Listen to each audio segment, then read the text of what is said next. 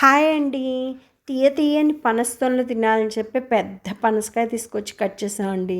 తీరా చూస్తే అన్ని పచ్చి తొనలు బయటపడ్డాయి. అంతే, పనసకాయ ఫుడ్ ఫెస్టివల్ స్టార్ట్ అయిందనమాట. అందులో భాగంగానే ఈ జాక్ ఫ్రూట్ బిర్యానీ చేసాం. చాలా బాగా వచ్చిందండి. మీరు కూడా ట్రై చేయండి. ముందుగా పనస తొనలన్నీ తీసేసుకుని వాటిని ఒక 2 విజిల్స్ తెప్పించామండి.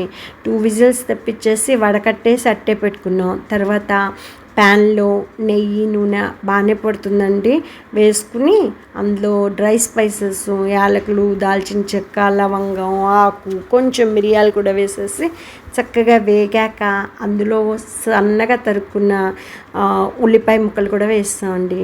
వేసేసి అవి వేగిన తర్వాత అందులో ఒక నానపెట్టుకుని ఒక 2 విజిల్స్ తెప్పించుకున్న ఈ బఠానీలు ఉంటాయి కదా, అవి కూడా వేసామండి. తర్వాత అల్లం, పచ్చిమిర్చి, వెల్లుల్లి, పుదీనా చక్కగా కొంచెం పసుపు వేసేసి మెత్తగా రుబ్బేసుకుని ఆ పేస్ట్ కూడా వేసేసి పచ్చివాసన పోయేదాకా వేయించామండి. వేయించాక కొంచెం గరం మసాలా కూడా వేసామన్నమాట. ఇప్పుడేమో ఒక 3 కప్స్ బాస్మతి రైస్ నానపెట్టుకున్నాం అండి. నీళ్ళల్లో కడిగేసి నానపెట్టుకున్నాం అనమాట. ఎంత 5.5 కప్స్ వాటర్తో అనమాట నానపెట్టుకుని అవి కూడా ఈ కుక్కర్లో యాడ్ చేస్తామండి. యాడ్ చేసేసి ఉడికిస్తూ ఉన్నాం అనమాట. ఉడుకుతున్న టైంలో అప్పుడు మనం ఉడకబెట్టుకున్న పనస తొనలు ఉన్నాయి కదా, అవి వేస్తామండి. ఇక్కడ ఏంటి మిస్టేక్ జరిగిందంటే తొనలు గింజలు విడివిడిగా తీసి పెట్టాల్సింది అనిపించింది.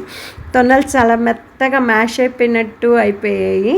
సో అలా తొనలు ఉట్టిగా ఉడికించక్కర్లే, చివర్లో వేసినా సరిపోతుంది అనిపించింది. చక్కగా గింజలు అయితే చక్కగా షేప్ ఉన్నాయి, కానీ తొనలు అయితే షేప్ అవుట్ అయిపోయాయి. చక్కగా ఉడుకుతున్న టైంలో బియ్యం నీళ్ళంతా పీల్చేసుకున్న తర్వాత మూత పెట్టి ఒక 7-8 మినిట్స్ సన్నగా ఉడికించామండి. కొంతసేపు రెస్ట్ ఇచ్చి స్టవ్ ఆపేసి తీసాము. అసలు భలే పొడి పొడిగా ఎంత రుచిగా వచ్చిందో అండి బిర్యానీ. చాలా అద్భుతంగా ఉంది. మీరు కూడా ట్రై చేయండి. ఈసారి మీరు పనసకాయ కొంటే ఈ బిర్యానీ కోసమే కొంటారనమాట. ఈ రెసిపీ మా చెల్లి ఆశావల్లిదండి, మీ అందరి కోసం ఈ పంపించింది. పార్టీల్లో చేస్తే చాలా బాగుంటుందండి. బాగా హిట్ అవుతుంది, అందరూ మెచ్చుకుంటారు కూడా. దీన్ని చక్కగా రాయితా కానీ లేకపోతే కుర్మాతో కూడా నంచుకు తినచ్చు. ప్లెయిన్గా తిన్నా కూడా చాలా బాగుంటుందండి.